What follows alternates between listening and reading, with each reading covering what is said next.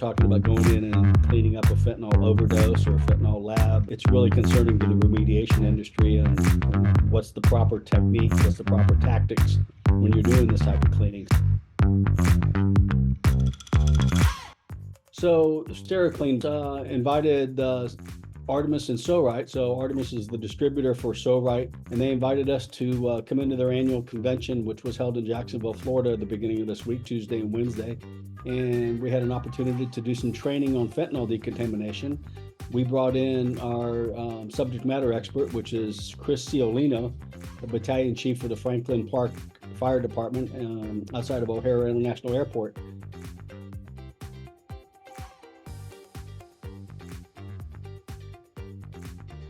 Steri-Clean is a group of, I think, about 50 to 60 franchises across the nation, and they specialize in biohazard cleanup and hoarding. The owner of the company, Corey Chalmers, is also the host of a TV show called Hoarders Inc., which is on A&E. I think they're going on their 16th season, I believe. And so they do a lot of hoarding, a lot of biohazard work, and lately they've been called upon to do a lot of fentanyl cleaning in their markets, but they were always leery to do so without the proper training. So Corey was able to find the CEO of SoRite a few months back and reached out to her and asked her about her products and if they offered any training to go with those products. And so that's how that came to be. So we had a very nice 4-hour training session with Chris Ciolino. He talked about the awareness of fentanyl and the sad state of affairs that's become in North America and in the United States with all the fentanyl overdoses and everything. But one of the key takeaways that was really interesting is that these people that are involved in some pretty nasty stuff when it comes to remediation and mitigation and a lot of commercial and residential settings, they see a lot of stuff in the course of their day-to-day business.